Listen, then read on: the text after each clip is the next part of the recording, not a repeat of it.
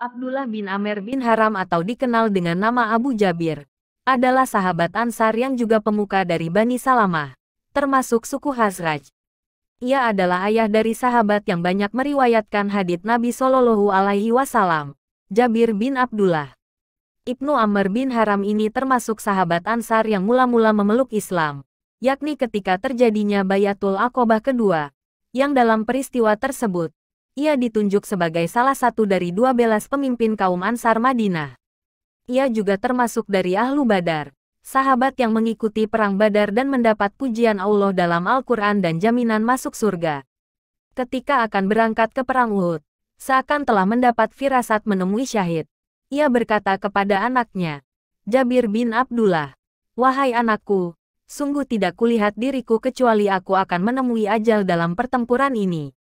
Aku tidak rela ada seseorang yang mencintai Rasulullah Shallallahu Alaihi Wasallam, yang cintanya lebih besar daripada cintamu kepada beliau, anakku. Selain itu, aku mempunyai hutang, maka lunasilah hutang-hutang tersebut. Dan aku wasiatkan agar engkau menjaga saudaramu sebaik-baiknya." Dalam perang Uhud, Nabi Shallallahu Alaihi Wasallam menempatkan 50 orang pemanah ulung di atas bukit, yang menjadi titik pertahanan pasukan muslimin dari serangan pasukan kaum kafir Quraisy. Abu Jabir termasuk dalam pasukan pemanah yang dipimpin oleh Abdullah bin Jubair ini. Nabi Shallallahu Alaihi Wasallam berpesan agar mereka tetap tinggal di bukit itu, baik dalam keadaan menang atau kalah, kecuali jika beliau sendiri yang memerintahkan mereka untuk turun. Pertempuran berlangsung beberapa lama, dan pasukan Quraisy dapat dipukul mundur. Mereka berlari meninggalkan gelanggang sekaligus meninggalkan barang-barangnya terserak di medan pertempuran Uhud. Bagaimanapun nyawa lebih penting daripada barang-barang berharga yang dibawanya dalam pertempuran. Para pemanah di atas bukit tampaknya tergiur dengan barang-barang orang Quraisy, dan mereka turun bukit untuk mengambilnya.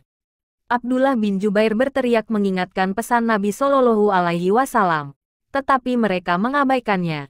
Tinggallah hanya sekitar 10 orang.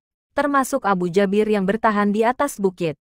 Sekelompok pasukan berkuda Quraisy di bawah pimpinan Khalid bin Walid, yang sebenarnya telah cukup jauh meninggalkan Uhud melihat keadaan itu. Ia menyadari, kekalahan pasukannya yang lebih besar dan lebih banyak jumlahnya tidak terlepas dari peran para pemanah di atas bukit tersebut.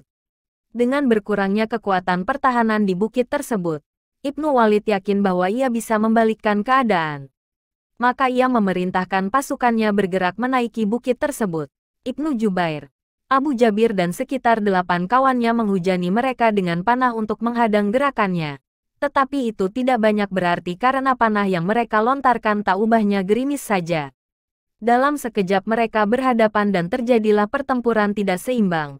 Mereka berjuang mati-matian menghambat laju Khalid dengan tombak dan pedangnya. Tetapi akhirnya mereka semua tewas mengenaskan dengan luka-luka yang sangat parah, termasuk Ibnu Amr bin Haram atau Abu Jabir. Pasukan Khalid bin Walid turun dari bukit dan menyerang pasukan muslim sehingga mereka porak-poranda. Melihat manuver Ibnu Walid tersebut, pasukan Quraisy lainnya segera kembali ke arena pertempuran dan menyerbu dengan gencarnya sehingga keadaan berbalik jadi kekalahan bagi pasukan muslimin. Bahkan keadaan Rasulullah Shallallahu Alaihi Wasallam sangat kritis. Beliau terluka parah dan terjatuh ke dalam suatu lubang. Usai perang Uhud, ketika Nabi Shallallahu Alaihi Wasallam dan para sahabat memeriksa jenazah para syahid, mereka mendapati wajah Abu Jabir seperti disayat-sayat. Memang, dalam pertempuran Uhud, ini kaum kafir Quraisy seakan melampiaskan dendam kekalahannya di perang Badar, salah satunya dengan cara merusak jenazah para syahid, seperti yang juga terjadi pada jenazah Hamzah bin Abdul Muthalib, paman Nabi Shallallahu Alaihi Wasallam.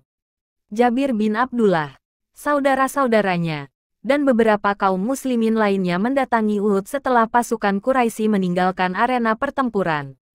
Ia menangisi jasad ayahnya karena keadaannya yang sangat mengenaskan. Bahkan Fatimah, putri Nabi Shallallahu Alaihi Wasallam sempat menjerit melihat keadaan wajah Abu Jabir. Melihat reaksi mereka ini, Nabi Shallallahu Alaihi Wasallam bersabda, "Janganlah kalian menangis. Sesungguhnya para malaikat terus-menerus menaunginya dengan sayap-sayap mereka." Beberapa hari berselang setelah perang Uhud tersebut, Jabir bin Abdullah mendatangi Nabi Shallallahu Alaihi Wasallam dan mengatakan bahwa ayahnya yang telah syahid tersebut meninggalkan hutang dan juga banyak tanggungan keluarga. Ia menyangka ayahnya akan terhalang memperoleh pahala karena tanggungan yang ditinggalkannya tersebut, sebagaimana pernah disabdakan beliau. Tetapi Nabi Shallallahu Alaihi Wasallam dengan tersenyum bersabda kepadanya, "Maukah aku beritahukan kabar gembira tentang apa yang dijumpai ayahmu di sisi Allah?" "Tentu, ya Rasulullah," kata Jabir. Kemudian Nabi Shallallahu Alaihi Wasallam menceritakan bahwa Allah Subhanahu wa Ta'ala menjadikan Abu Jabir hidup lagi dan mengajaknya berbicara langsung. Padahal tidak ada seorang pun yang diajak berbicara oleh Allah melainkan dari balik tabir. Allah berfirman kepadanya, "Wahai hambaku, apa yang engkau inginkan?" "Ya Allah," kata Abu Jabir, "kembalikanlah aku ke bumi agar aku dapat berjuang dan sekali lagi gugur syahid di jalanmu." Allah berfirman kepadanya, "Telah tetap ketentuanku, bahwa siapapun yang telah mati, tidak akan dikembalikan lagi ke bumi.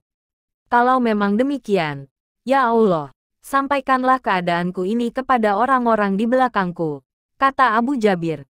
Maka turunlah surah Ali Imran ayat 169.170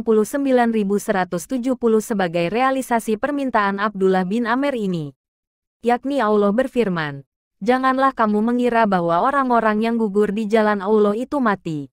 Bahkan mereka itu hidup di sisi Tuhannya dengan mendapat rezeki.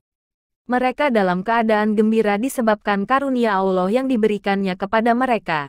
Dan mereka bergirang hati terhadap orang-orang yang masih tinggal di belakang yang belum menyusul mereka. Bahwa tidak ada kekhawatiran terhadap mereka dan tidak pula mereka bersedih hati." Sebagian riwayat lain menyebutkan, asbabun nuzul ayat tersebut adalah kesedihan sebagian besar sahabat karena syahidnya para sanak saudara mereka dalam perang Uhud, dan tubuhnya dirusak oleh orang-orang kafir Quraisy. Seolah-olah Allah memberikan hiburan kepada para sahabat yang masih hidup, sekaligus memberi motivasi dan semangat untuk terus berjihad di jalan Allah. Abu Jabir dimakamkan dalam satu lubang dengan sahabatnya yang juga syahid di perang Uhud, yakni Amr bin Jamuh. Nabi Shallallahu Alaihi Wasallam menyatakan bahwa dua orang itu bersahabat dan saling sayang menyayangi selagi hidup di dunia, sehingga sudah sepantasnya jika mereka tetap bersama dalam satu pemakaman.